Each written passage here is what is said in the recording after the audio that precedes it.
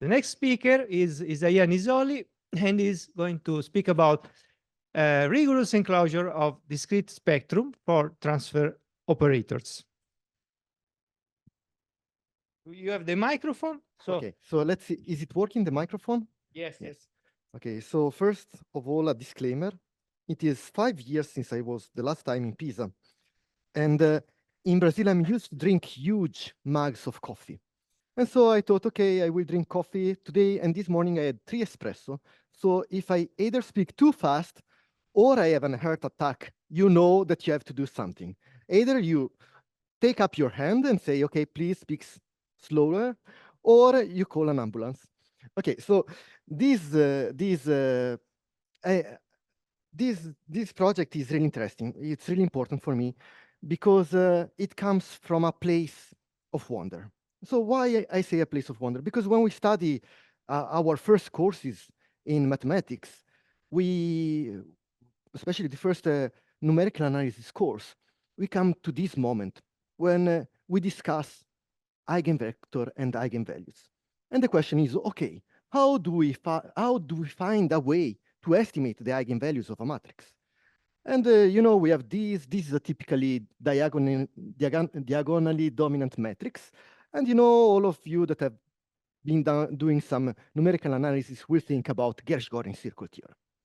And for me, Gershgorin circle theorem was a huge discovery. When I saw that, I thought, oh, this is fantastic. It's incredible.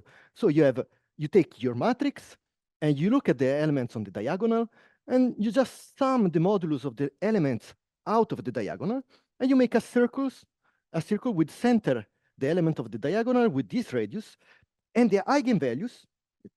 Gershgorin circle theorem tells us that the eigenvalues of the matrix are contained inside the union of this disk. And this is, for me, it was really fantastic. And there is this fantastic reference, which is the book by Varga, which is called The Gershgorin and the Circles, that does a wonderful historical analysis, or historical analysis, and speaks about other enclosure sets. And what is most important is that an important consequence of this theorem is that it proves that there are no other eigenvalues for the matrix outside of this set. And then there is another beautiful concept. One more thing is that the Gershgorin theorem respects multiplicities. So if you count, like here, we have 2 Gershgorin circles, and then we know that inside the Gershgorin theorem proves that there are 2 eigenvalues for our matrix. This comes from a nice homotopy theorem, okay? And an homotopy argument, and we have the exclusion of the other eigenvalues. And now there is another interesting concept, and you probably have heard speaking of this. It's called pseudospectra, and this is a concept that was spoken about a lot by Treften and Embry. There is this beautiful book by Treften and Embry that is called Spectra and Pseudospectra, and it's a collection. It's a collection of papers. It's really beautiful, and this function is the norm of the resolvent, or sometimes for short we call it simply the resolvent. And this function is subharmonic, and it goes to infinity when you go near the eigenvalues of your matrix. And the 1 over epsilon level sets of the resolvent function is called the epsilon pseudospectrum. And this is a plot of the pseudospectrum. And one thing that is interesting in the book by Varga is that it shows a lot of different proofs of the Gershgorin circle theorem, from really elementary to more modern proofs. And I would like to go through one of the proofs of the Gershgorin circle theorem that is called the householder argument. And the idea is really simple. If lambda is an eigenvalue for A, then there exists a vector V such that AV is equal to lambda V. Okay, A is complex matrix, good hypothesis. And then if we have another matrix B, then we have that A minus B times V is lambda I minus B times V. Okay, nothing magical here. But now we can split these in 2 cases. When lambda belongs to the spectrum of B, and this we put on a side, and when lambda does not belong to the spectrum of B. And when lambda does not belong in the spectrum of V, then this guy here is invertible. And we have that lambda I minus B times A minus B V is equal to V. And this is nice because when we look at norms, any norm, this means that lambda I minus B minus 1 times A minus B is bigger or equal than 1. And so this allows us to define a set that is the set of the points where the norm of the resolvent, where the resolvent is bigger than 1 over the distance between A minus B. And then we have, by the argument on our first slide, we have that either lambda belongs to this set here, where the norm of the resolvent is bigger or equal than 1 over A minus B, or it's inside the spectrum of V. So it's a really simple enclosure argument for the eigenvalues. And so this essentially tells us that the eigenvalues of A are contained in the A minus B pseudo spectrum of V. So you draw your A minus B line, and this essentially is, it's kind of looking at you look at the resolvent of B, and then it's just like filling it up with water. Then this enclosing argument is telling you, okay, if you think that I like to use my cat as an example, so Pluma is my cat, you will see it at the end, then Pluma is forced to stay on an island that it's a over level set, super level set of the resolvent. And so this is the Gershgorian circle plotted on top of the resolvent sets. So you can see directly this connection. And this argument is quite interesting, and I really like it because it gives us a way to enclose the eigenvalues. We can prove that there are no other eigenvalues than the ones that we have found. Okay, and so what we would like to do is to try to apply the same approach for the transfer operator. And so probably most of you have heard of the transfer operator. So I usually think about L1 on the interval, but we have a lot of topics around transfer operator. Many people are going to speak about transfer operators, and these anisotropic Banach spaces and so on. There was a really nice talk of Viviane last week at Equadif, speaking about anisotropic operators for billiards. And these operators embody how densities, let's say when we're speaking of L1, BV, a classical on the interval, we speak of densities. They are moved around by our dynamical system. And it's a contemporary important question is to identify the Ruel-Polycott resonances. There is different papers. I'm just citing a subset because there are so many papers on this work. And while treating them directly is a delicate analytical problem, one thing that we can try to do, and this in fact is an idea that comes from Stefano since 2011, when we first started this job on working in approximating invariant density, is okay. Yeah, doing the analysis for the abstract operator is difficult. So why don't we treat the discretized operator? So we do an a posteriori argument. And so the idea is, okay, can we treat this problem of enclosing the eigenvalues by looking at the discretized operator? So looking at a finite matrix, because there we can do computation. It's difficult, it's expensive, but we can do computations. And so just to get into shape, or just to have some common hypothesis so that you know more or less where we are. But this is an extremely general method. It works even for unbounded operators. I will show you where the point is, the subtle point in this argument is. So you will know that. But okay, let's talk about a couple of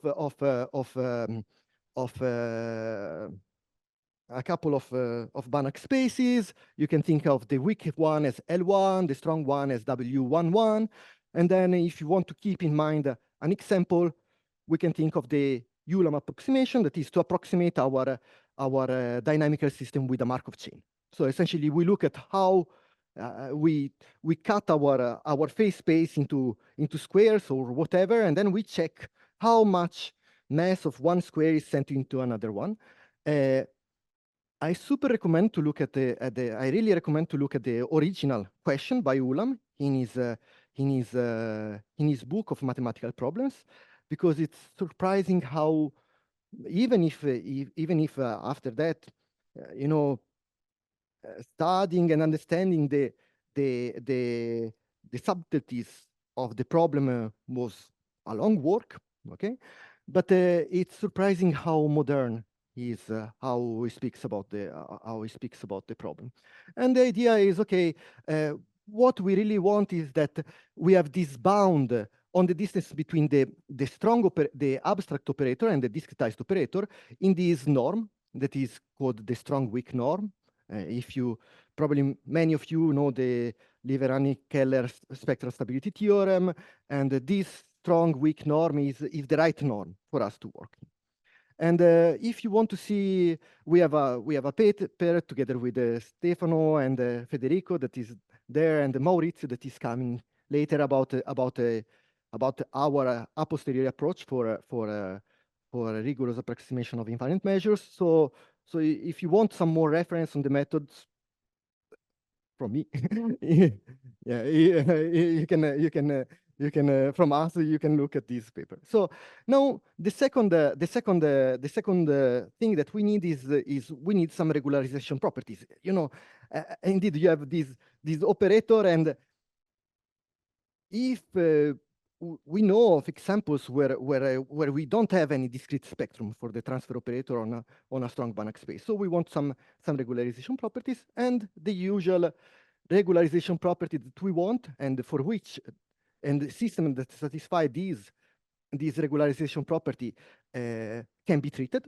Okay, so this is can be treated is the de Blifont-Lazotte-York inequality, and this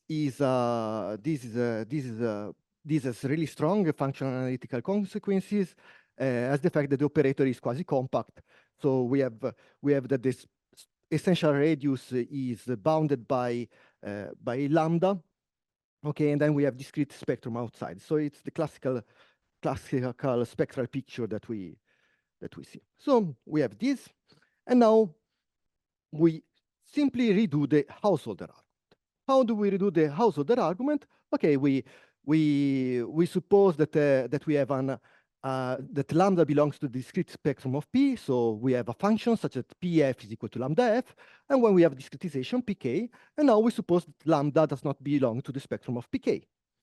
And so we can invert lambda I minus Pk, and sorry, this is not f, it's lambda I minus Pk. We can invert this, and then we can just repeat the same argument, but we have to be careful, because now the distance between the two operators is not in only one norm, but we need this couple of norms. So the argument becomes, oh, okay, so the weak norm of our eigenfunction is bounded by lambda minus the weak norm of f. Okay, so it's the same as is bounded by lambda minus Pk minus 1, and this is essentially the pseudo spectra, or this is a pseudo spectral bound. It's a resolvent bound on the discretized operator. So in principle, you see, this is something that we can compute. It's difficult, but we can compute, or maybe not so, even not so difficult. And then you have this bound here. But the most delicate issue, so we have an enclosure set. This is called GPPK. There should be also the spectrum of Pk union this guy here. So we have that the spectrum of P, okay, is contained, the discrete spectrum of P is contained into this set that is connected with the bound on the resolvent, but there is here, this is the bad guy. So this is the bad guy because we need to be able to estimate the strong norm. We need to be, we need to be able to estimate from above the strong norm of an eigenvector with respect to the weak norm. And so this looks kind of difficult. Okay, strong norm, weak norm, how can we estimate it from above? But this comes for free, essentially, from the Lazotti-York inequality. So if we know that we are outside of the essential spectrum, okay, in this case we know that outside of the essential spectrum we have only discrete spectrum. Then if mu is an eigenvector or an eigenfunction of P, then we know that we have the Lazotti-York inequality, and then we know that the strong norm that PF is equal to mu F. So we can just plug these inside the Lazotti-York inequality, and we have that if mu, the norm of our eigenvalue is bigger than lambda. Okay, so if we are outside, yeah, it's an eigenvalue. Yeah, so if mu is it's an eigenvalue of P, and F is an eigenvector. So what happens is that then we can take things out, and we have that mu minus lambda, the strong norm of F, is smaller than B times the weak norm of V. This is just the classical Lazotti-York. It's just an approach by using the classical Lazotti-York inequality. Then you can, if mu is bigger than lambda, so if we have this bound, we already know that we are outside of the essential spectrum, then we can get an upper bound for the strong norm of F with respect to the weak norm of F. And this was exactly the point that we were looking for. So later on, so one of our test beds for our, so this is really nice also when we're speaking about a near transfer operator with good noise. But today, Giulia is going to speak about one of the test beds for our method are some examples that were developed by Giulia and Oscar and Wolfram Just. And so I have a couple of slides then where I will explain how we can get this bound from the strong norm with respect to the weak norm in the case of analytic expanding dynamical systems. So, in summary, when we have a transfer operator that satisfies a Lazotti-York inequality, or where you can bound these strong to weak, where you have this strong to weak, this bound on the strong norm of an eigenvector with respect to the weak norm of the eigenvector, then we can discretize this. We can discretize this, and then we know that the eigenvalues of this abstract vector are forced to be inside the super-level sets of the resolvent. And so this is an example exactly from Giulia, Bantlov, and Wolfram, Giulia, Oscar, and Wolfram.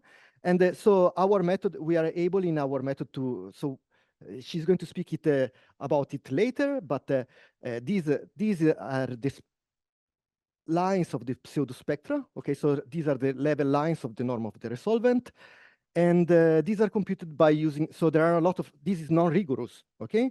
But here around, and we are not going to be able to see it now, but there is a really small circle that encloses. So these eigenvalue here we can enclose, these eigenvalue here we can enclose, these eigenvalue here we can enclose. It takes around, to enclose these eigenvalue here, it takes around 40 minutes on my laptop. So it's nothing terrible. And this is really easy to enclose. It's quite fast to compute an enclosure of all the eigenvalues around here. So you can prove spectral gap quite fast, in some sense, once you have your spectral gap in the strong norm, quite fast. But okay, I will just give a couple of slides so that where I explain how we do this strong to weak bound in the case of this weak to strong bound in the case of analytic expanding analytic circle maps, and then I will go back and speak about how we do the computation. So the idea is, okay, we have a strip, and then we have a strip S theta which is mapped onto a bigger strip, okay. And we have a couple of norms. This is called F infinity alpha. This is a weighted norm where we weight So we want the Fourier coefficients to decay faster than e to the p k alpha, and this is our strong norm, and this is our weak norm, which is just the sum, the L1 sum of Fourier coefficients, which is a slightly so.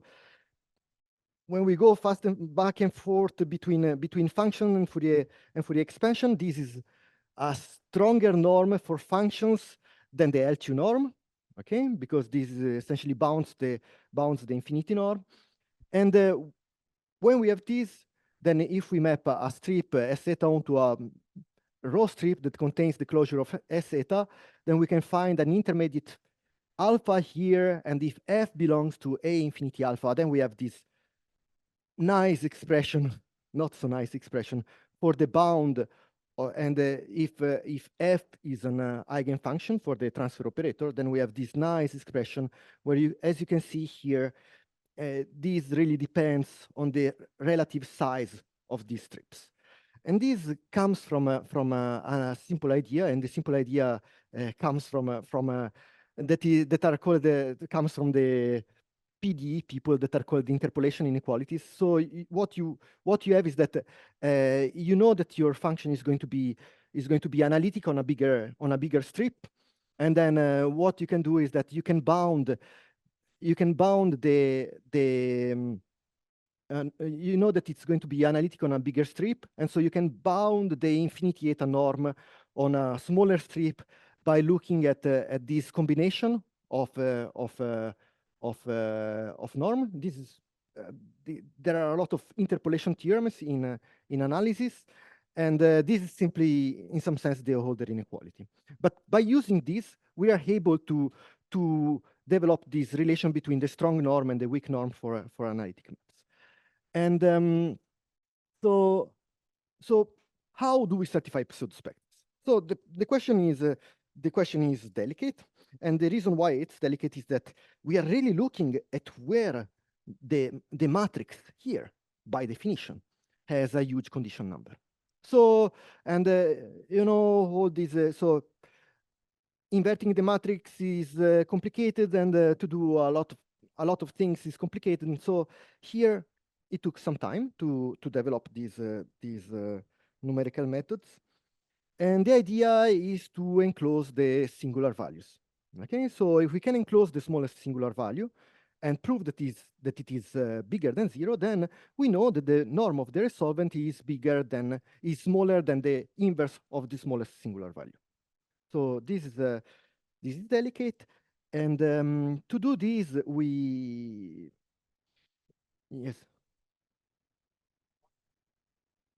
L1 on sequences. Yeah, L1. Yeah, because we are on a finite dimensional space. Yeah, there is square root of n. Yeah, that's the square root of n. I'm not so there is a square root of n, but once we are on a finite dimensional space, then we can do. So the problem is, okay, when we go up in dimension, we could have a problem, and yes, yeah. But once, yeah, morally true. I'm sorry. I don't. Yeah. Oh, okay. Oh, I don't know what is happening here.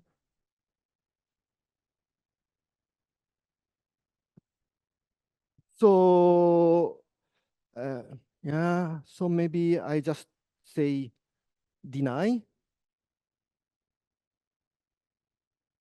Yeah, so what happens? So we had thought about using simply the L2 norm, okay? But to use we could use the L2 norm when the strip is mapped onto a strip which is double the size. Because there we use the same interpolation inequality. It's just the Cauchy-Schwarz inequality instead of the Hölder inequality.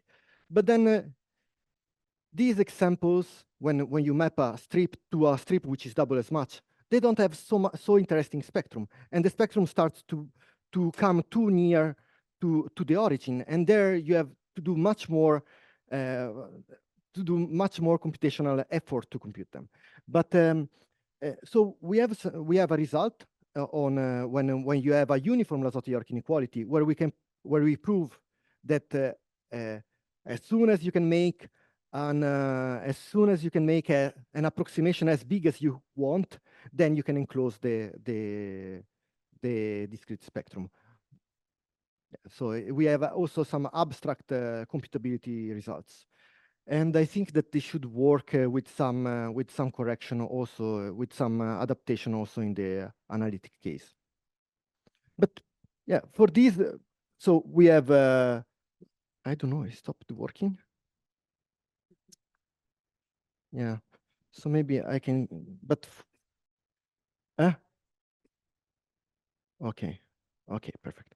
But for this specific example, the computation is working. So as in many cases, many computer-assisted proofs, if the computations come to an end, then you have a proof.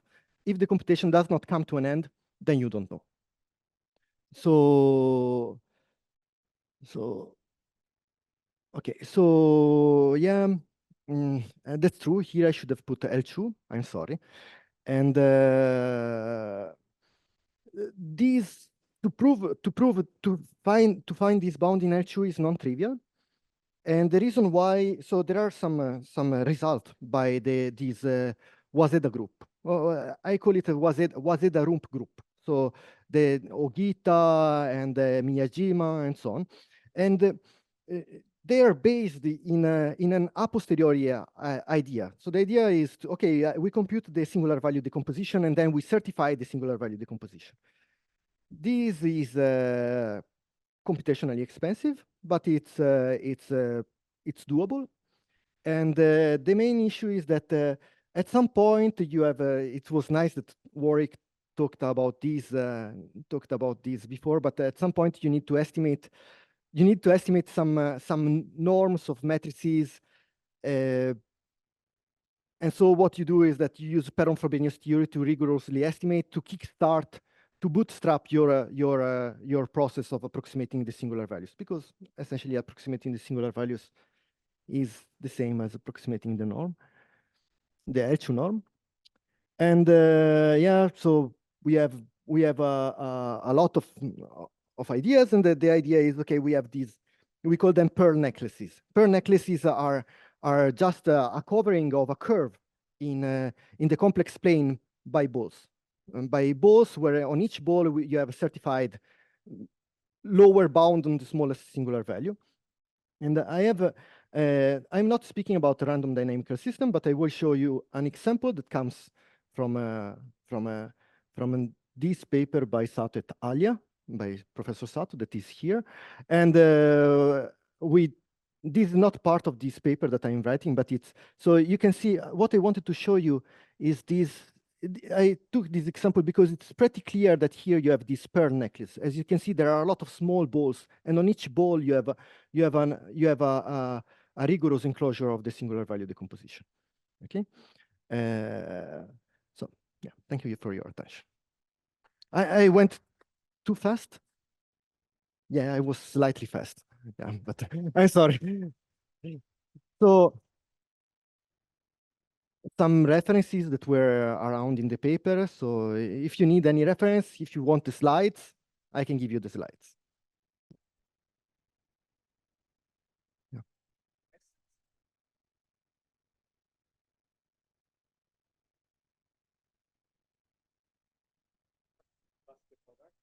Mm-hmm. What did you prove there? Yeah, we proved we enclosed this eigenvalue, and this eigenvalue. And for the rest?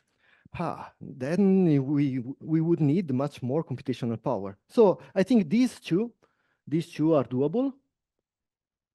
But the problem is that these matrices are dense.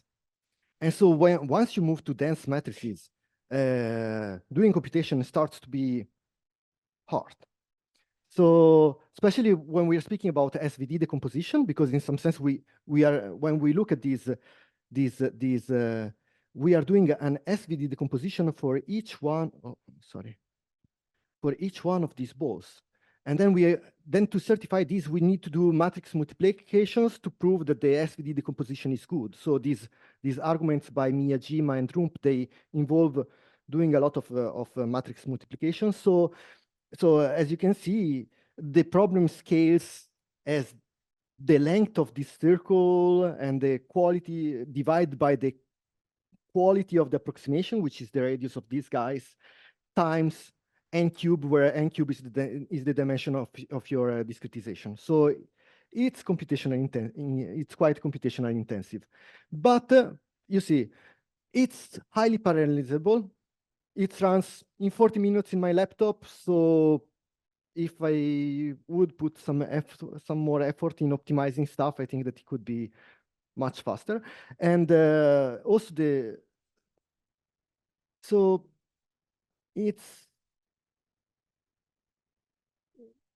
so the problem is that after a while you want to, you see these level set, they grow as they're essentially they're growing quite fast. So at some point you must think that the idea is you don't get enough resolution, then you have to move to high precision and PFR, and then it starts to become really slow.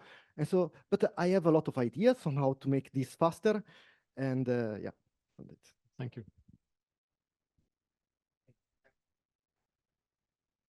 Yeah. Okay, thanks again. Thanks again for this lovely talk, and I interrupted earlier on. But so there's one. Can I go back to this question about the L2 norm of the of the resolvent? Yes. So you're trying to calculate Z minus the resolvent of your truncation of the transfer operator in the L2 norm. So as you crank up K, this thing converges to the original transfer operator. Yes.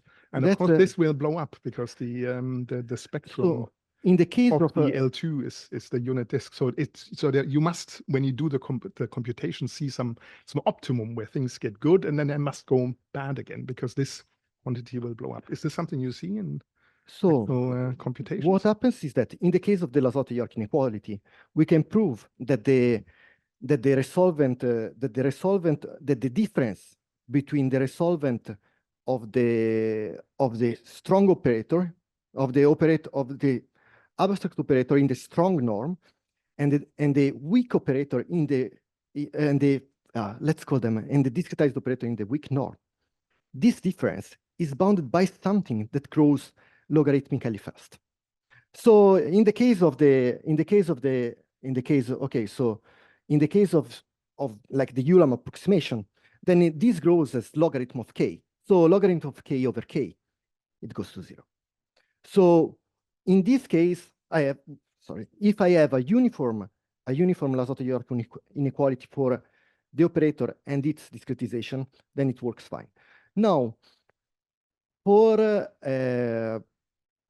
analytic operators, I don't have now a similar argument, but it may be, I don't know if it is doable, but I know that for Lazotte-York operators it works. And so in some sense, one approach that could be doable would be to take a sequence of WK1 spaces and when you take a sequence of WK spaces, then you get smaller and smaller coefficient for the Lazotte-York inequality, lambda coefficient for the Lazotte-York inequality, and then you could try to use these to approximate so this more and more around the essential spectrum. But clearly here, it's going to become impossible. So did this answer your question?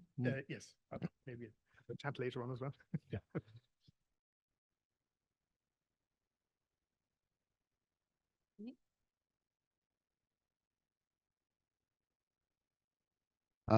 Yeah, great talk. So I guess so this is with the I guess the slide before this one.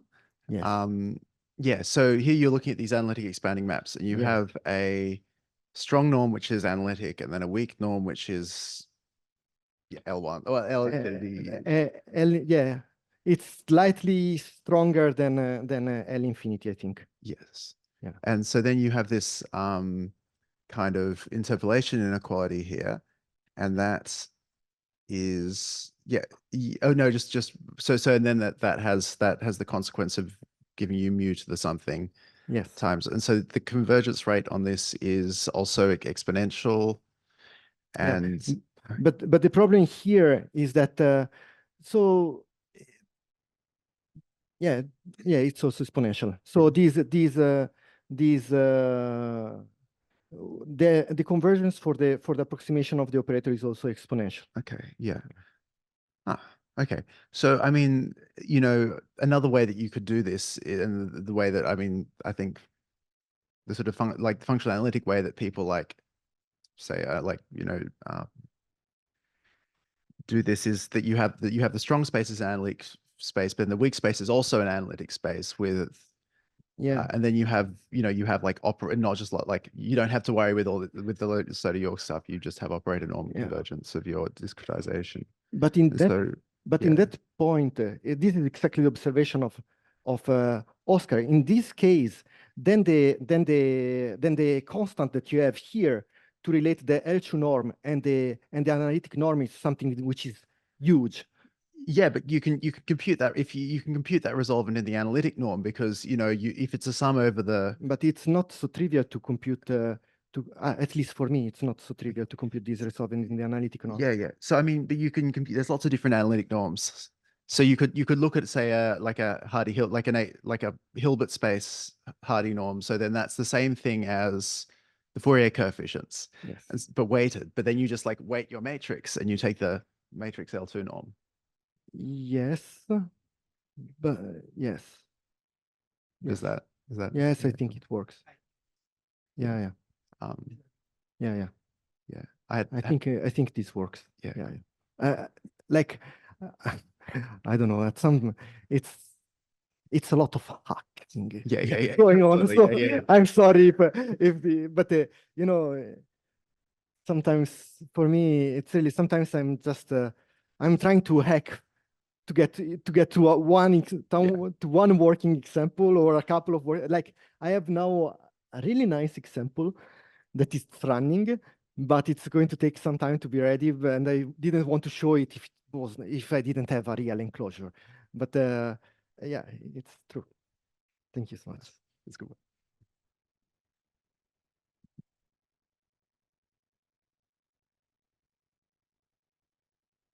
So how good is the enclosure? I mean, how close is the ball that you get? 10 to the minus 8.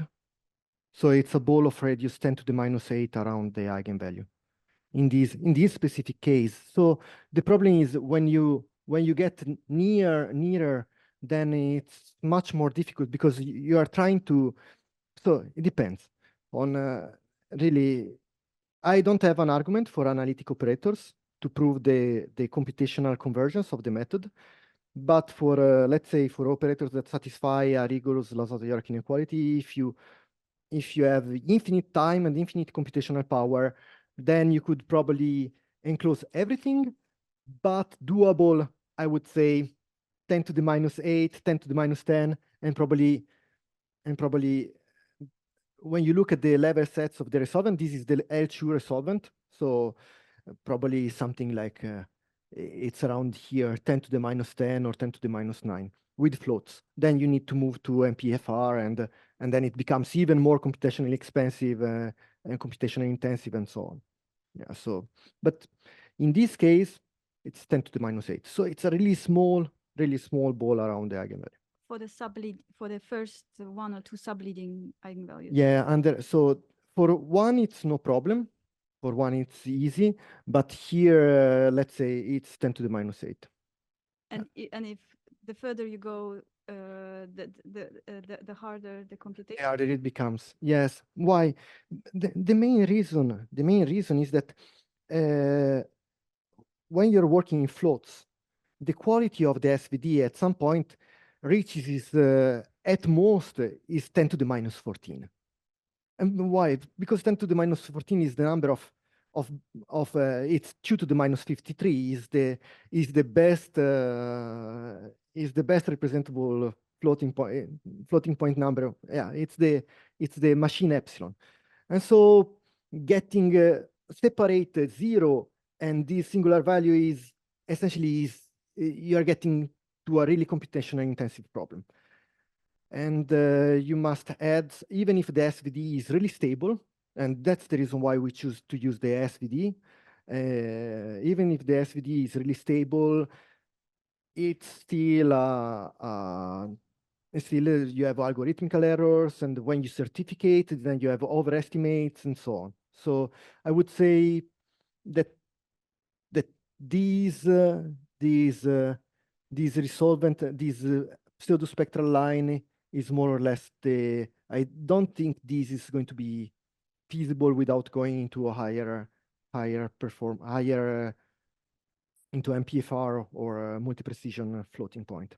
There are some approaches that I've been thinking on because so how these level sets are computed is that they use an inverse Arnold iteration. So what we do, the first thing that we do is that we have to be careful because we want to know exactly where the eigenvalues of the discretized operator are. So the first step that we do is that we take a Schur decomposition. And then we certify this Schur decomposition using an argument a la Rump. Rump does this thing that you do a decomposition, then you certify the quality of the decomposition, and then by looking at the quality, how good is your orthogonal matrix, and how well you can reconstruct your original matrix from the matrix. And then when you have this kind of bound, then you can say that the pseudo spectrum of the discretized operator and the pseudo spectrum of his Schur decomposition are related, okay, from above and below. So instead of working with the discretization, you work with the Schur decomposition, and then you know exactly where the eigenvalues are. And so since you know exactly where the eigenvalues are by using the maximum principle, you just need to enclose a ball here so that you know that there are no eigenvalues outside of here, and then do small balls around this guy here to really get the theorem. And this is really a consequence of the maximum principle and the subharmonicity of the resolvent function. But it's good to know them at machine precision. So you know that, because if not, you would need to enclose them, and then you would need to put a ball around. So in some sense, we are doing two steps: discretize, Schur decomposition, certification of the resolvent. But yeah, if you want later, we can speak more about this. Yeah, let's do that. Yeah. Thank you. Some more questions or comments? Please. Thanks for the nice talk. Just a quick question. If I understood correctly, you start out with a discretization that is just cut the state space into even size peak. This is just an example for it works for any discretization that has some sort that has a uniform family of that has a uniform Lazotta-York, and where you have something like that this distance in the strong weak norm goes to 0 as the size of discretization. So my question was, do you find that particular choices of discretization are better for specific systems you look at? Yes. So as a matter of fact, like Julia and Caroline, they've developed these discretization that converge really fast for analytic space, for maps that have analytic extensions. What I think that the power of this method is that works exactly with any discretization. So even maps that satisfy only simply a BV to an L1 to BV Lazotta-York, or even if we can develop some discretization scheme for an isotropic Banach space, then you can apply the same method and you could enclose the resonances. So I think this is the strength of the method, that is quite general. Indeed, I speak about transfer operators, but the only thing that you really need here is that you can bounce in some sense the norm of an eigenvector, the strong norm of an eigenvector with respect to the weak norm of the eigenvector. So it's a really general result. I like it because it's exactly the Gershgoring theorem. It's nothing less than, yeah, it's nothing more. Yeah. You have more.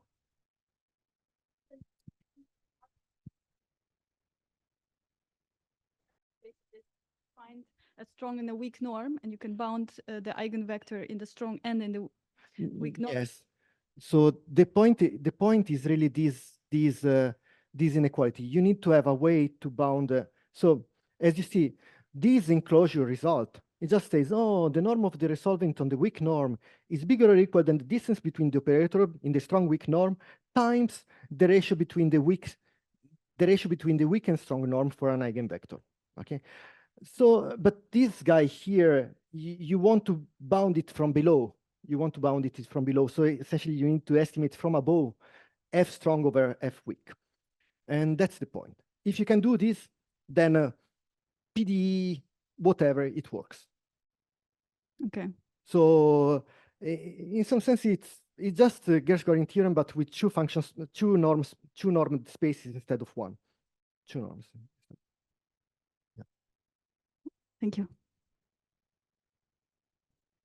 Okay, some more questions?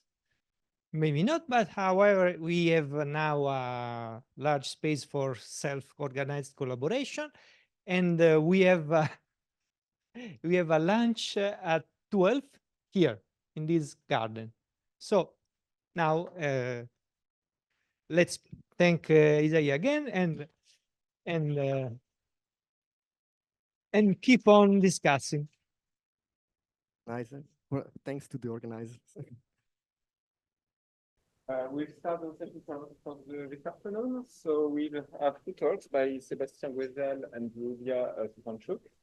And we'll start with Sébastien, who will talk about an introduction to lean and massive. Thank you. Thanks a lot to the organizers for inviting me here. So roughly speaking, the thematic of the workshop is how can you use computers to do dynamics? And it's not quite common to use computers to do mathematics. For instance, it happened that you use computers before you prove a theorem. When you want to build an intuition of what is true or not true, you do experiments and you see, okay, this is likely to be true or not, and then you come up with a conjecture, and then you take your paper and you try to prove the theorem on paper. It's also quite common to use to use the computer after you prove the theorem. For instance, if you prove that an algorithm is correct, then your goal is to run the algorithm afterwards. Or if you do numerics and you have proved that the numerical scheme is converging with some speed, then you know that you can apply your numerical scheme and you have a guarantee that it will behave well. So this is using the computer after you've proved the theorem. But it's maybe more recent that sometimes you use computers to prove a theorem. And we had two great examples of this in the talks of this morning. And that's also what I want to discuss today, how you can use computer while you're proving a theorem. And so I have 3 examples of this. And the first example is a beautiful theorem by Helfgott that he proved a few years ago. Also, I think it's not published yet, where he proved the weak Goldbach conjecture that every odd number, maybe larger than 7, is the sum of 3 prime numbers, and it's analytic number theory. So you check the number of ways to write down an odd number as a sum of 3 primes, and you get some estimate which tends to infinity. So after some point, it's larger than 1.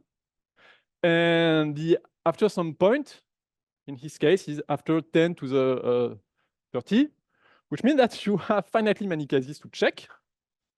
And you don't want to check them by hand, but you check them with a computer and a little bit of brains also, because that's not completely trivial. I mean, 10 to the 30 is a little bit large, but not too large. You can do that with a computer. So that's really number crunching, in a sense, stupid number crunching, but you do it a lot. That's not what I want to talk about today.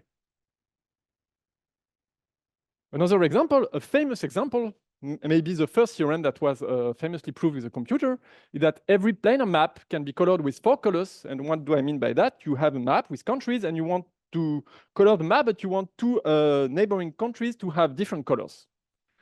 And it had been conjectured more than 100 years ago that 4 colors would be enough. And there had been several wrong proofs in between. And then finally, the proof was done by Apple and Haken. And their proof is by reduction to a finite number of cases. But this finite number of cases is big because you have something like 1,000 explicit finite maps to check. And these maps may have, I don't know, 20 or 30 countries. So it's just too big to check by hand. And if you check by hand, you would be sure to make a mistake. So they checked that by a computer. And it was slightly controversial at the time. And so here it's number crunching, but not usual numbers, not just plain integer numbers where you want to check something. It's on more complicated objects. Here it's planar maps. And the 2 talks we had this morning, I think, also fit in this category, where you have complicated mathematics on which you want to check something and you have to check a lot of stuff to get your theorem in the end. And it's not what I want to talk about today. What I want to talk about today is this nice theorem of Clausen and Scholze that they proved a few years ago, and that I will read just for the pleasure of it. It reads, you take 2 numbers p strictly smaller than p prime, and a profinite set S, and a p banner space V, and you denote with mp prime of S the p prime measures on S, some kind of measures which with properties, and then for all I larger than 1, the xi group in the category of condensed abelian groups of the space of this space of measures with targets your p banner space is 0. The good news is that I will not explain the content of the theorem because I don't really know what that tells. But I know that this is an important theorem. And why is that so? Because Scholze is trying to reinvent algebraic geometry using a model of spaces. He wants to think of every topological space that shows up in algebraic geometry as a quotient of a totally disconnected set. And he wants to say that the properties he wants to show on spaces downstairs, he can leave them upstairs and work here and then go back down. And by definition, in this process, everything goes well if his sets downstairs are based on spaces like QP or whatever that they care about in algebraic geometry. But an interesting space is the real numbers. I think we all love the real numbers more than QP, maybe. And so he wanted to see that spaces modeled on R also behaved well with respect to his process. Because then, if his spaces behave well for the real line, then he can do all his stuff upstairs and project downstairs and be fine. And this lifting property is exactly that some X functor vanishes on something, and the something is written here. So that's really a pure non-numerical theorem. You see here, there is no number crunching at all. It's just a completely abstract, maybe too abstract theorem. No number crunching at all. And so he came up with a proof on paper, just like you would expect. And this proof was pretty complicated. Scholze explained that it was probably the most complicated proof he ever came with. And he already came up with several complicated proofs. And then this paper was a big success. And over the world, there were a lot of working groups on this paper. And the problem is that this theorem is so complicated that Scholze wasn't completely sure that his theorem was correct. And so he asked the people who did the working groups here or there, but did you check the details of this technical theorem? And everyone told him, oh no, this one is too nasty and too complicated. We didn't check it. And he was a little bit bothered because if you want to build a huge theory, he needs precisely this as a black box to be able to build the theory. And he wanted to revolutionize mathematics with his theory. So he wanted this, he wanted to be absolutely sure that this theorem was correct and no one else but him and Clausen had checked the details, and he wasn't completely sure about the details. So he asked the community of proof assistants if they could try to check this theorem. What does that mean? If you think a little bit of what a proof is, a proof is you manipulate abstract objects that you know very well because you've played with them for ages. And then you come up with a convincing argument that you can explain to everyone that you know that these nice objects have this nice property because, well, you know why. That's one way to think of a proof, and I think that the way we think, most of us think of a proof. A convincing argument on very concrete objects that we know because they are our close friends. But a proof is also just a sequence of symbols obeying some rules, some stupid rules, the rules of basic logic. And these rules, they are so simple that you can explain them to a computer. And then once you've done that, you can ask a computer to check whether a sequence of symbols is indeed a proof of a statement you've given to the computer. And that's exactly what proof assistants are. They are computer programs that check proofs you give to them. So they don't do any number crunching. They just check that from one line to the next line, you're applying the usual rules of logic. That's just it, except that there are many nasty details because you want this kind of proof assistant to be usable and as close as they could be to our usual mathematical practice.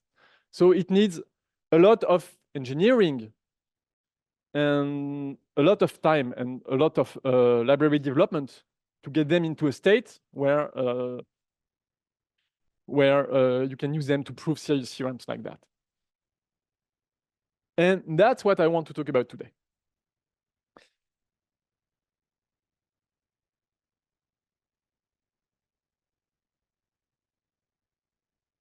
And I could show you the proof of the Clausen-Scholze theorem in a proof assistant. Today I will focus on a proof assistant called Lean, but most of what I will explain could be also done in other proof assistants. Two other popular ones are Coq, which is changing names and becoming Rock now, and another one in Isabelle. So I will focus on Lean, but that's just one example. So I could show you the proof of Clausen-Scholze in Lean. But since that's a complicated proof that I don't understand and that you don't understand, I'm not sure it would be a really good idea. So I decided that I would show you a proof of a much simpler theorem. I'm not trying to turn you into Lean experts in a 50-minute talk. So I will give you some impressionistic views of what it looks like. And maybe enter some more details afterwards. So I will show you the proof of this theorem, a very famous and old theorem that I chose for some reasons that we will see later on. So the theorem is a Ries theorem that if you have a real non-vector space in which you have a ball, say the unit ball or the ball of radius 2, if the closed ball of radius 2 is compact, then your space is finite dimensional. That's an easy theorem, and I will show you the proof as explained to Lean, but first I will explain to you a proof on the blackboard so that you can translate between what I write on the board and what I will explain to Lean. So let me try to write down a proof of Ries theorem on this very small board.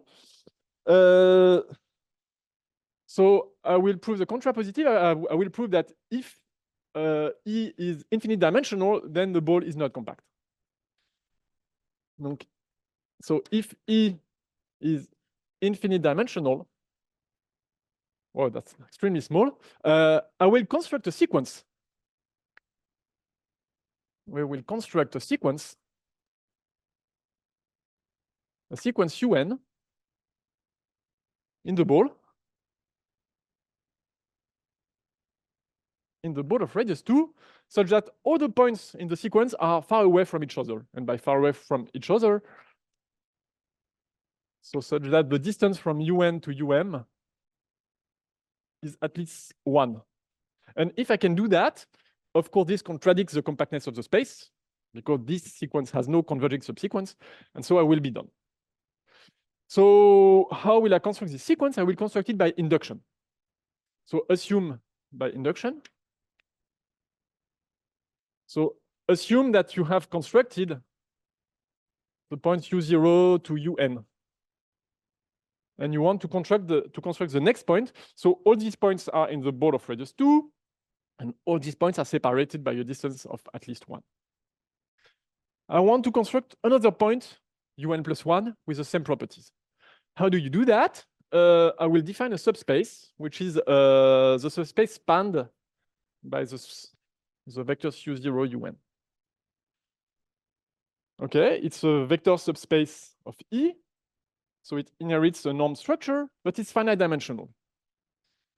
And any finite dimensional space is complete because you know that for the subnorm, and all the norms are equivalent on a finite dimensional space. So with the in-use norm, this one is complete. So if it's complete, intrinsically, in particular, it is closed in any ambient space. So it's complete, so it's closed in E.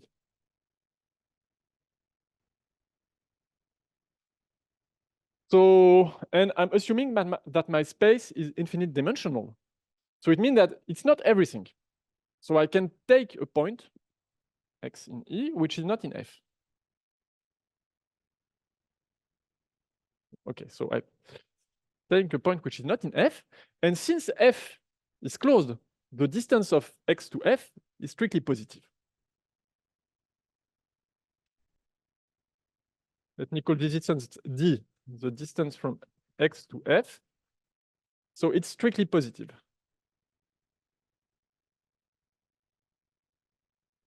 Okay, and then I could try to take un plus 1 equal to x, but it will not work well. What you really want essentially is un plus 1, it should be in a sense orthogonal to F. You want to go in a transverse direction to make sure that it's far away from all the points. And maybe X is not transverse at all to F. Maybe F is like that. And maybe X is something like here. And it's a very bad point because maybe it's very close to a point in F, which happens to be one of the UIs. So what you want to do is push the X back to make it more or less orthogonal to F. And how do you do that? You take a point in F, which roughly realizes the distance of X to F. So you take Y in F, such that this distance D, it's roughly the distance from X to Y. Okay. You could argue that the distance is realized, but you really don't need that.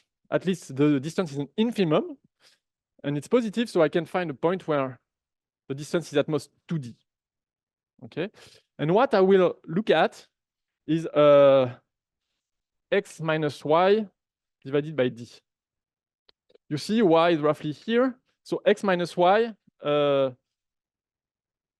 it's my orthogonal vector, and that will be my un plus 1.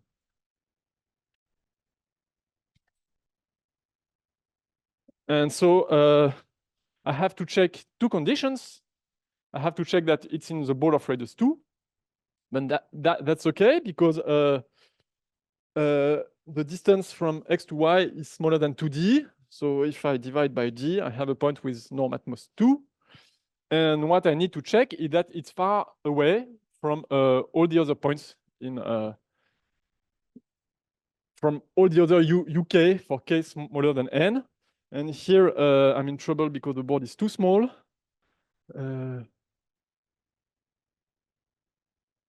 Common.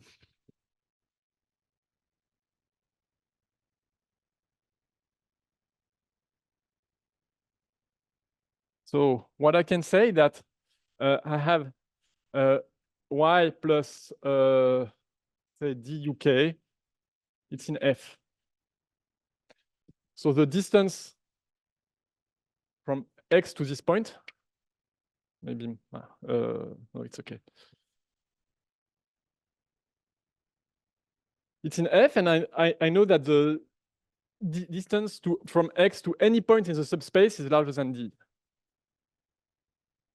So D is smaller than that. And what is that? If I didn't make a mistake, it should be something like that. I factor out D, X minus Y divided by D. And since I put a D here, I'm good. Okay, so the difference is larger than D, but it's D times something, so the something has to be larger than 1. And this is my UN plus 1.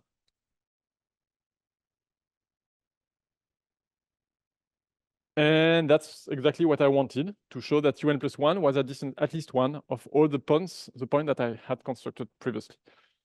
So that's the end of the proof. It's not a complicated proof. There is no number crunching in there. There is just a little computation, which is really not nasty. So let's try to explain that to the computer.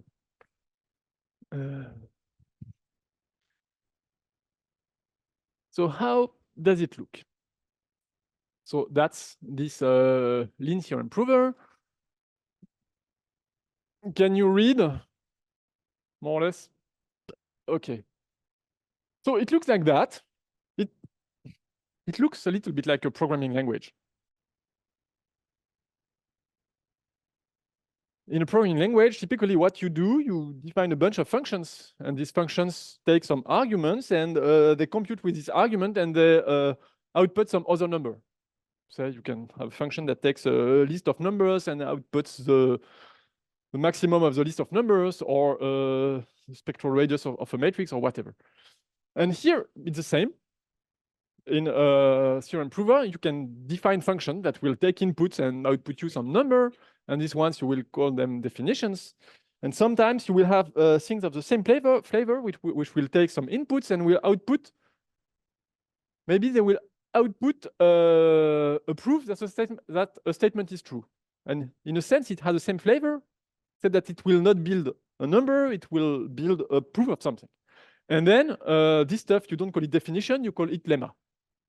But still, you should think of it as some function taking arguments and outputting a proof of something.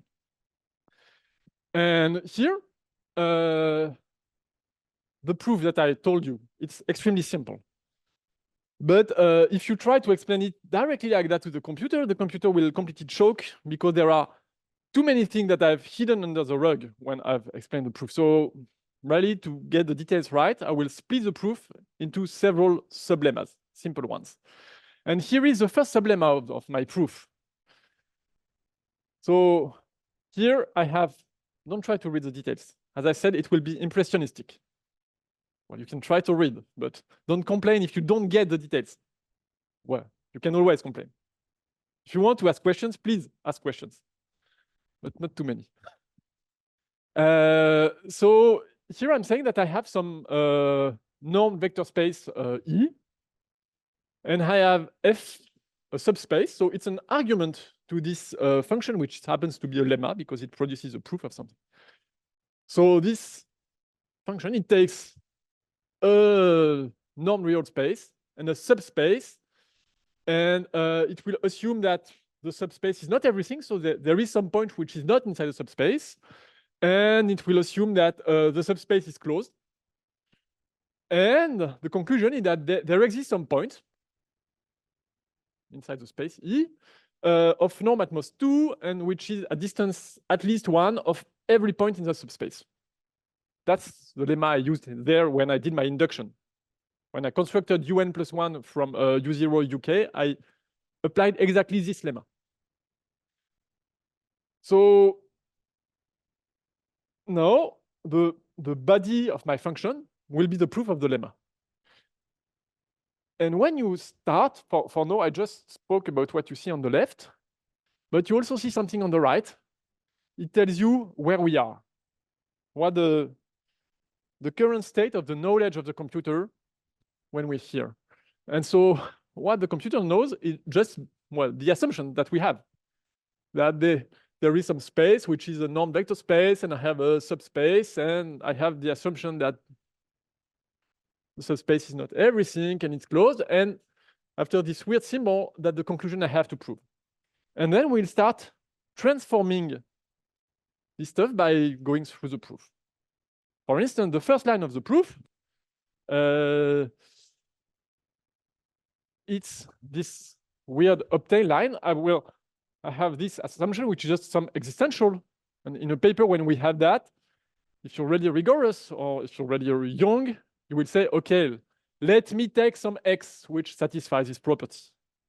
And if you're a little bit older, you will not even bother about that, and you will just use this X because you know that the reader will understand that this X is the same X as in your assumption.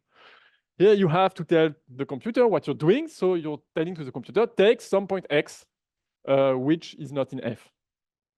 I'm destructing the existential. And then at the next line, you can see that my goal view here has changed. No, I have this point in E, and I know that the point is not in F. And then I want to go through the proof. So I want to define this distance and say that it's positive. So luckily, the notion of distance to a set is already somewhere in the library. Someone has already defined it. So I can use it. And it's a function. It's a function that takes a point and a set. And it's called infdist. And you don't really know how it's defined. You will just use it and its properties. And then, so now, if I go to the next line, you see that my goal view again has changed because now there is this number D, which is the infimum distance of X to the set F. And then I want to say that there exists some point Y inside the set F, for which the distance from X to Y is strictly smaller than 2D, and it will be because the 2D is strictly larger than the infimum distance, so there is a point in between. That's the characterizing property of the distance to a set. Except that this is not always true. You need two things. You need your set to be non-empty. Because if your set is empty, you will not be able to find a point which is at this distance of the set. That's something I didn't bother to tell you here because it was obvious to you. I just told you, okay, let's take one point Y here, which satisfies this property, and no one complained, of course. But the computer, it will apply this theorem that tells you this infdist LT if that we want to apply. It's a theorem that tells you that has an assumption that a set is non-empty. Of course, because it's not true otherwise. You cannot cheat with the computer. So I want to apply this lemma, so I will have to check that the set is non-empty, but of course it's non-empty because it's a subspace, so it contains 0. So I'm telling it to the computer, because what you have to keep in mind here that the computer is stupid. Well, not stupid. The computer is not very creative. Think of it as a second-year undergrad. Not very clever. Typical second-year undergrad. Not very clever, but he wants to understand. So you will have to feed him all the details and explain all the details because he will not come up with the details just by himself. But if you give him the details, he's happy. So then you apply this theorem that is proved elsewhere in the library, and since your set is closed and non-empty, you will find a point for which the distance is strictly smaller than 2D. But for this, you also need the distance to be strictly positive, because otherwise 2D is not strictly larger than D. So you also need that. And so you need to know that the infimum distance is positive, and this comes from the fact that the set is closed. And if you have a closed set and a point which is not in it, then the infimum distance is positive. And that's another lemma that we have in the library, which are assumptions, but we have all the assumptions. Okay, so here we need to apply this. When you apply this theorem, you see that there is a side assumption that I have to check that the infimum distance is strictly smaller than 2D. And Okay, it's obvious because the infimum distance is d, so I need to check that d is smaller than 2d, given that d is positive. There is a theorem in the library that tells you that. If d is positive, then d is strictly smaller than 2d. Maybe your second year undergrad is clever enough to do that by himself. Lin is also able to do that by himself instead of writing down the exact name of the statement in the library that tells you this. Okay, here, if I come on the line, then you can see that something there is a red squiggle here, which means, oh, I don't understand. Help me, I don't understand. I'm not convinced anymore. You can see, so you have a red stuff. The computer is not happy.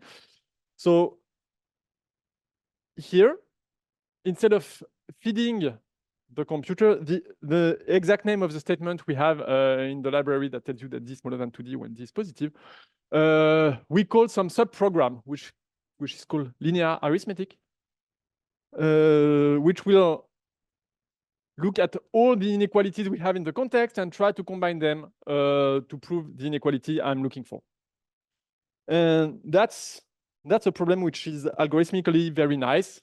So you can program subroutines like that, basic things called tactics that will take care of basic goals for you. And so when you use a proof assistant, the idea is to put everything, most things you can into those tactics to make the thing less tedious. And so that's what I've done here. And then I go on with the proof, and I will not go into the details of every line like that, but I'm really doing exactly what I did here. I'm defining these points, x minus 1 is divided by d, except that I cannot divide by d because I'm not on the reader line. I'm in a vector space, so I have to multiply on the left. I use a scalar action, which is a multiplication by d minus 1. If I write x minus y0 divided by d, the computer will not understand. Not very clever, I told you. And then you go on to show that the norm is strictly smaller than 2, just like I did. And here I didn't, it's another tactic. You feed it enough facts and it tries to combine them to simplify things and see if it can prove the goal. And I will not tell you how I came up with all these lemma names because it's not interesting. And then the main fact is that for any point in F, it's a distance at least 1 of the point D, Z I have constructed. And why did I want to show you that? It's because here on the other side of the board, I made a computation, and this computation was a sequence of inequalities stacked one above each other and deducing one thing from the other. And when we do computations on paper, that's the thing we do all the time. And you can write on things in the same way that you would do on paper with by stacking sequences of equalities or inequalities. But at each point, you have to check, you have to justify what you claim. For instance, the fact that d minus 1 times d is equal to 1, okay, it's true. But it requires the fact that d is positive, of course. So, and then there is a tactic called fillsim that will cancel out the denominators and do things like that for you. So you have to know a bunch of tactics to play this game. But once you know a little bit the tactics and a little bit the names of lemmas in the library, you see that you can build a proof essentially following the sketch I gave you, but adding details. Because whenever you want to apply a lemma, you need to check every little assumption of every lemma. So it's much longer than what I've written there, but still it corresponds pretty closely. And then once I've done that, I can go on and stating the next lemma. You could say once I've done the first lemma, essentially I'm done with the proof. I've done all the interesting part of the proof, but that's not completely true because the next lemma, I'm telling you that same context, I have this set E and I have a subset of E, which is finite.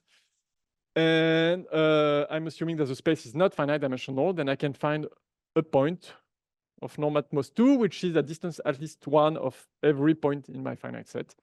And really that just you look at the subspace spanned by your finitely many points.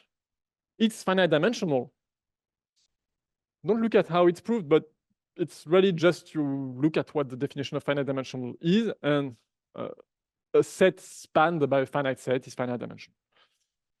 And then there is something that I try to insist on here, that the set, it's finite dimensional, so it's complete, so it's closed.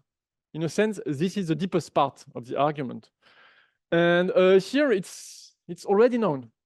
Someone else, for some reason, has needed this fact to do some completely different parts of mathematics. But no, it's known, so it's available for you, it's available for us, so we can use this wonderful lemma that finite dimensional subspace is closed. And then I need also to say that there exists some point which is not in F. Well, of course, this one is finite dimensional, the whole space is not finite dimensional, so, but still, you need 3 or 4 lines to explain that to the computer, because the computer is not very clever. And then once you've done that, you can apply the previous lemma. It gives you some points which has some property, and then use this property to check that this point also satisfies what you want. Okay. And then we can go on. Essentially, we're done. So we're not really done, because I've told you you have a finite set, and you can find yet another point, which is at distance at least 1 of every point in the finite set. But then you want to do that inductively. And here there is some axiom of choice that is hidden. You cannot do that for free. That's not a problem. I mean, I want to emphasize that I'm not trying to construct in the memory of my computer a model of my vector space and the points and everything. I'm doing mathematics in the way we're used to doing mathematics, where it's a sequence of formal arguments. The axiom of choice is a formal property, so I can apply the axiom of choice. It's not a problem at all. And so I will apply the axiom of choice here in the sense, in the form of this weird lemma. Anyway, it tells me that if I can do something for all n's, then I can build a sequence that satisfies the property. The details are not important, but the thing is that I will apply my previous lemma here to go from one step to the other. And then once I've done all this, I can finally prove the theorem that if the closed ball of radius 2 is compact, then the space is finite dimensional. And again, you could say that I'm done, of course, by contrapositive. But you need to explain to the computer. Again, if the space is not finite dimensional, I can apply the previous lemma, get a sequence of points which are distance of norm at most 2, which are far away from each other. And then they're all in the closed ball of radius 2 because of this.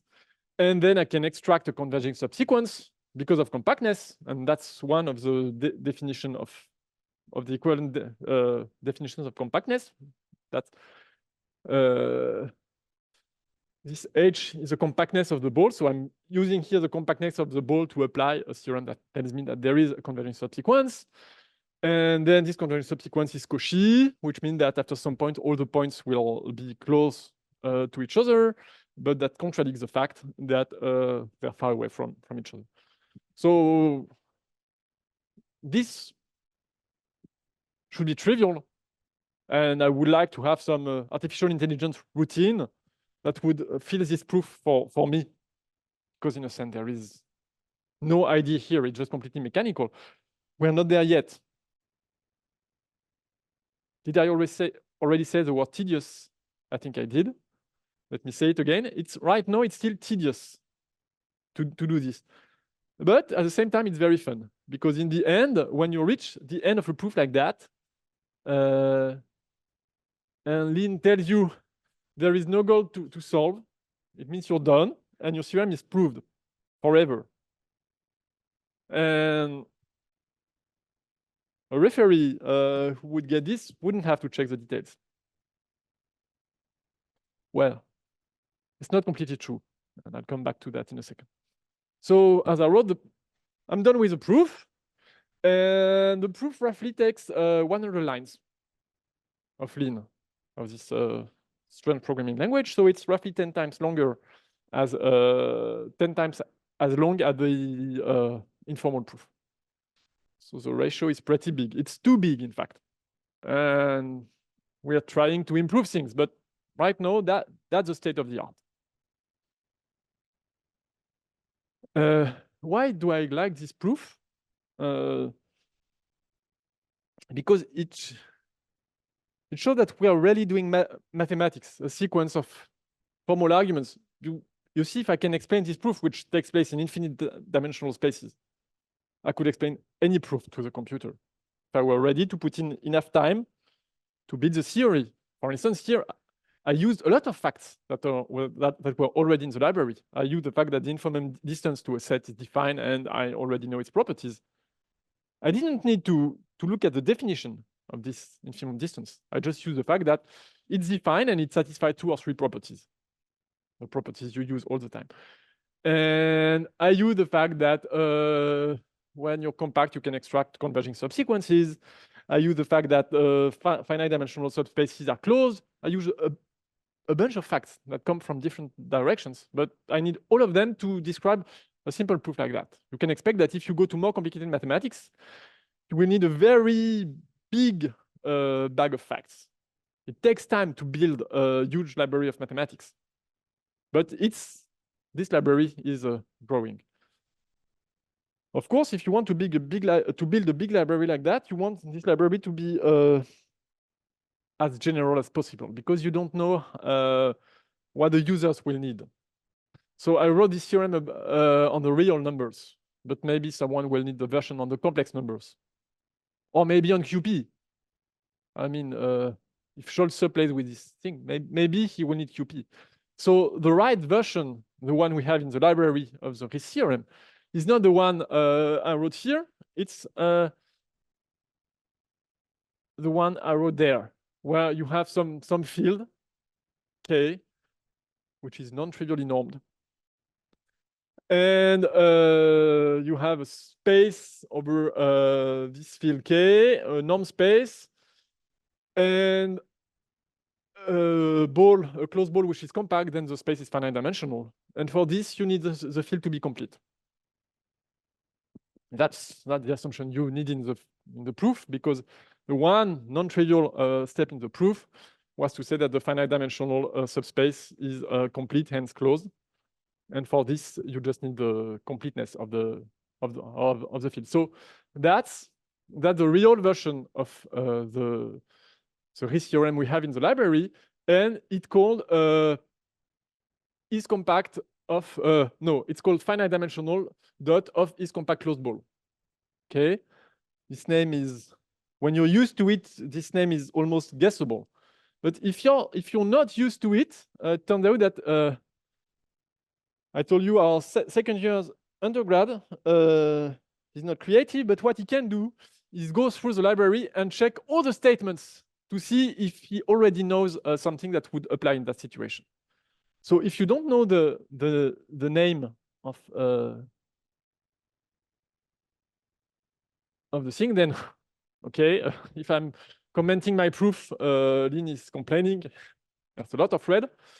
You can ask the computer, please go and check all the library to see if you find some matching theorem that would apply in that situation.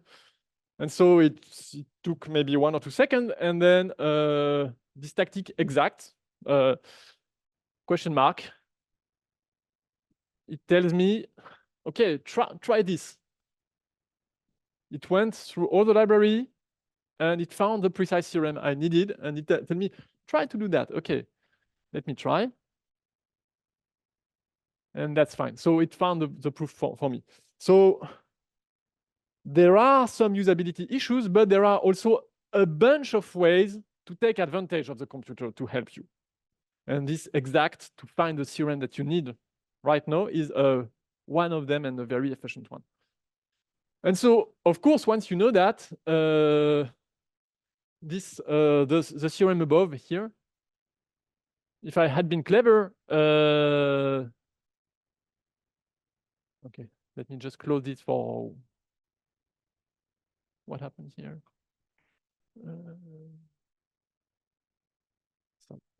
So here I could have tried by exact.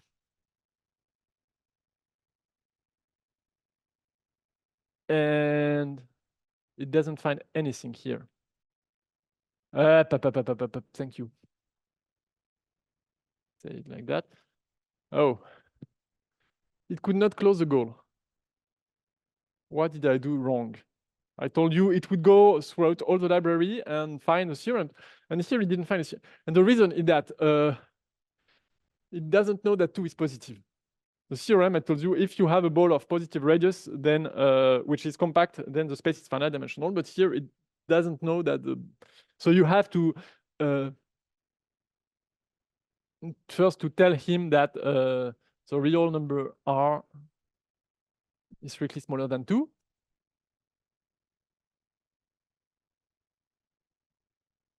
And then that's the way you write proofs. You write a statement, and then you ask him, can you come up with a proof? And so the first line, it came up with a proof, which you don't really care to know what this is.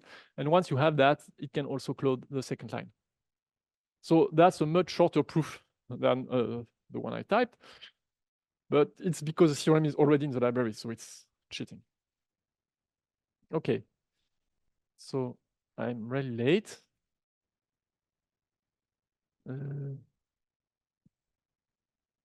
What did I do? Okay. So here we are. I fixed the file. And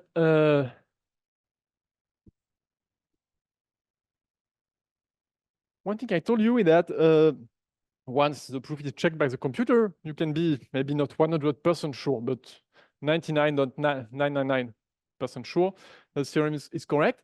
There is something that the computer cannot check for you. It's the definitions. Because if my definition is nonsense, of course you can prove anything. So, and that's really a subtlety.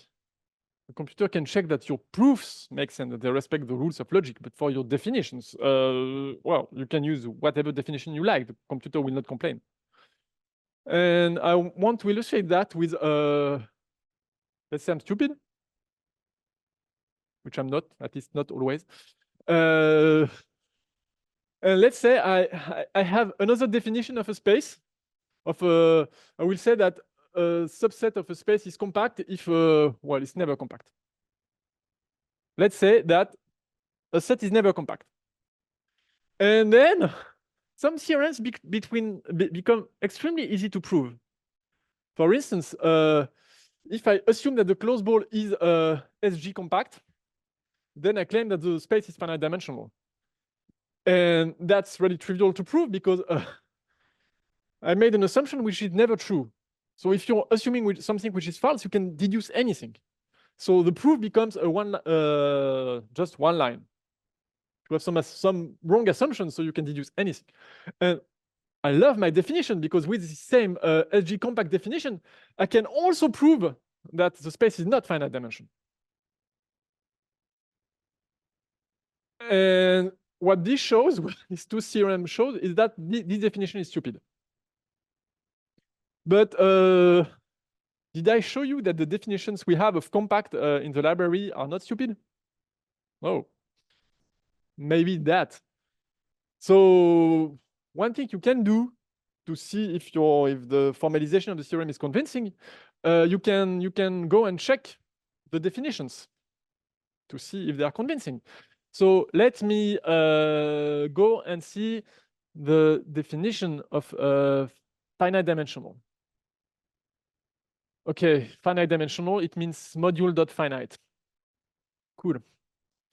And what? Okay, the definition of finite dimensional is not so trivial to read. I could unfold and go deeper, but what is FG? And you can go there, but it's not that enlightening. Oh, And maybe you can check the definition of compact, because maybe it's better. Here is a definition of a compact subset. A subset, if compact, is for all non-trivial filter, which is smaller than the principal filter associated to this set, there exists a point in the set which is a cluster point of the filter.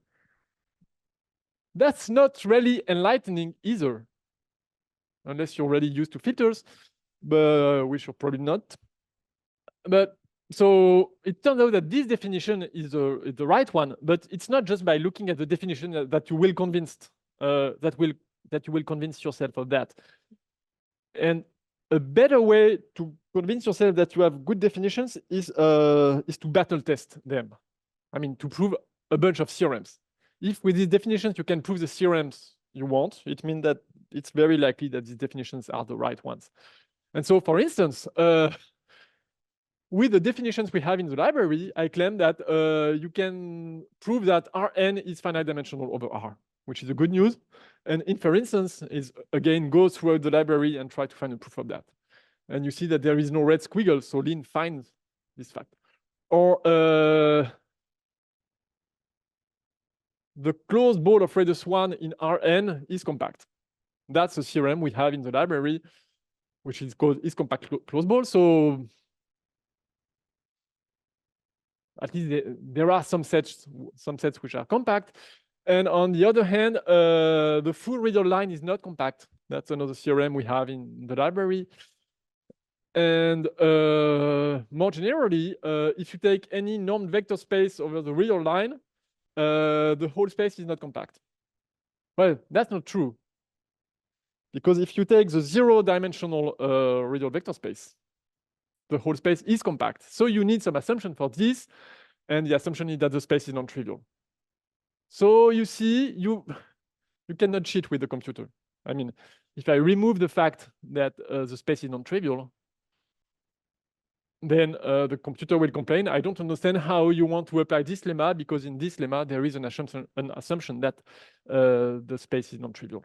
Of course, it should. So that's a battle test for my definitions. And these definitions of is compact and finite dimensional, they have been really battle tested throughout the library. This proof assistant I've showed you is called Lin. And more specifically, the math library is called MathLib, and it's an open source collaboration of a lot of mathematicians, and 10 to the 6 command. So it has a little bit more than 1 million lines of code, so it's already pretty big, and it covers essentially all the undergraduate curriculum. So just like his theorem or I don't know, basic analysis, algebra or whatever, but more advanced stuff is not there yet because, well, we need manpower because it takes a lot of time, tedious. We don't have a lot of things in dynamics, which is a little bit sad, but it's growing. I hope we will have a Birkhoff theorem and minimal sets and entropy by the end of the week.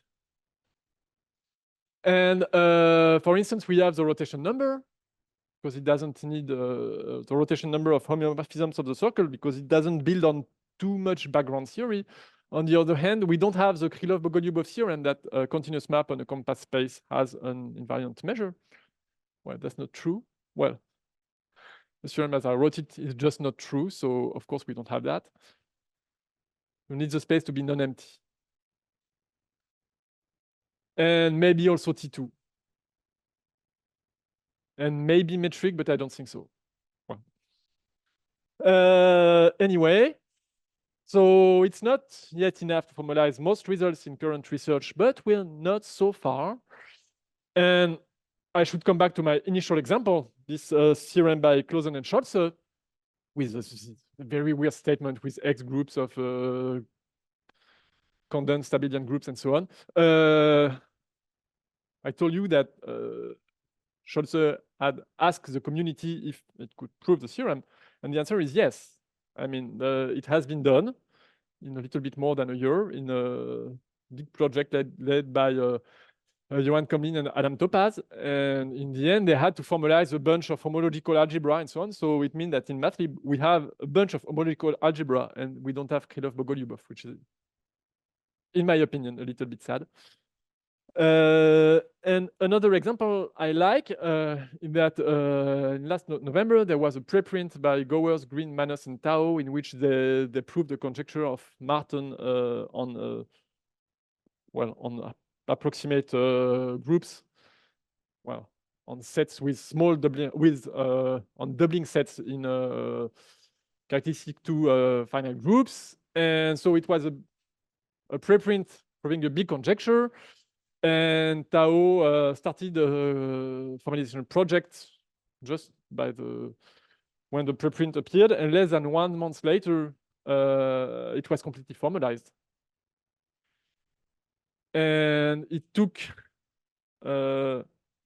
way less time than it took for the referee to check the paper. And then it means that the referee knew that the proof was correct, which I think is pretty good.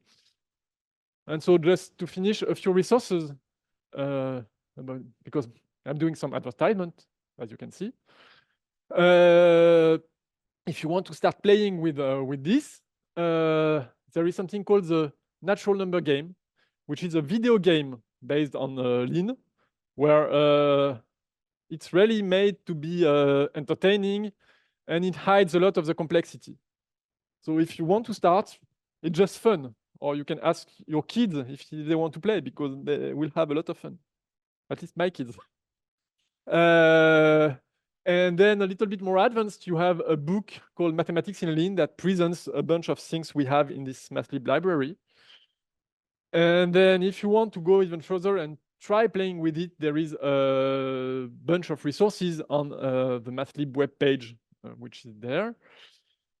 And finally, the last step, if you found this is completely awesome and you want to participate and contribute back to the library, as I said, it's completely open source and collaborative project. So you can go to the homepage of the project and do your pull request and add to the library anything you like. Thank you very much.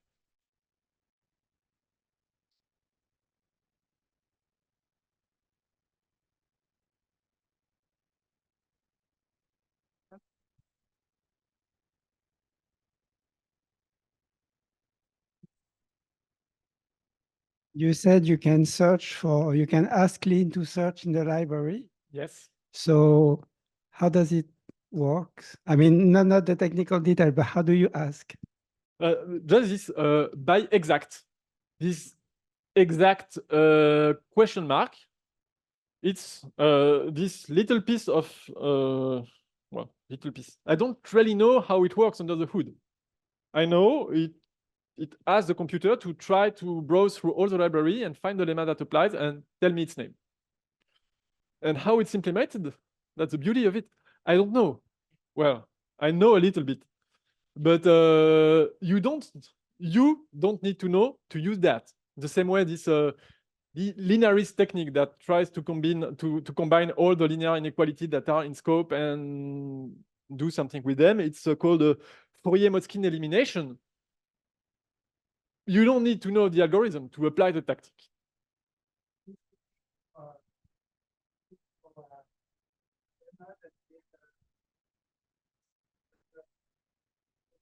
Yes, it will. It looks throughout all the libraries if there is a lemma that you could apply, whose assumptions are all in the context, and whose conclusion is the thing you're trying to prove.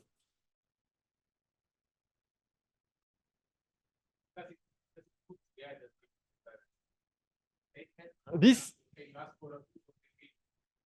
no.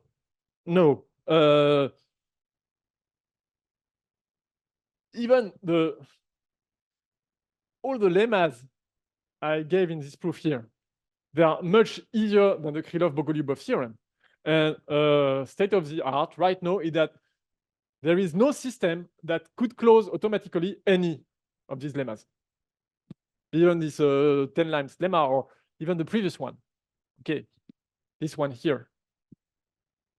There is no artificial intelligence, big learning or whatever, neural network or whatever, that could do this simple thing. The problem is that a lot of people try, and it's getting better, but there are two problems. The first one is that when you do mathematics, the next step, the next line you can do in your proof, there are a lot of possibilities. Too many, it's virtually infinite.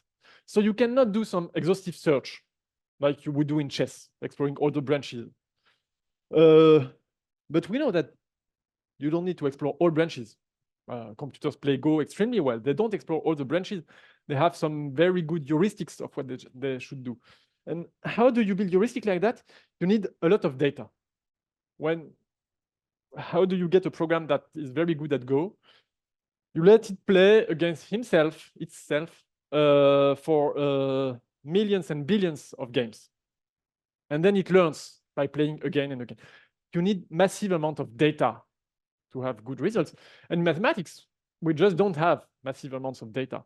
I mean, if you had 1 million exercises in linear algebra, and you could train a large language model on that, it would become extremely good. And at the next exercise in linear algebra, it will solve it for sure. But the interesting part of mathematics is that we don't do 1 million exercises in the same domain. Maybe we do 3 exercises and then we go to something else. It's always new. It's always different. And that's why all these tools for now are not really good. They're starting to be pretty good on high school problems, because you have a bunch of high school problems on the internet and they're always roughly the same. And so you can train on a lot of data and it becomes good. For advanced mathematics, first, it's very complicated. Second, you don't have enough data. And one hope is that with building this kind of library, it will become better because it can train on advanced mathematics. And so there is also a hope that someday it will become good enough to help you. But for now, it's not the case. Maybe one last question. Yeah.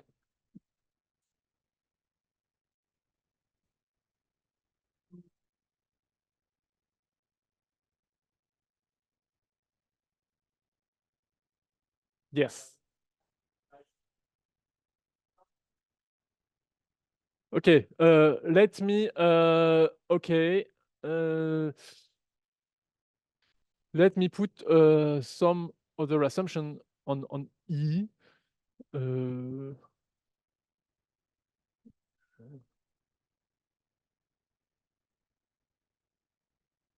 Okay. Sorry. Okay, you see here I've added an assumption which I haven't used in the proof.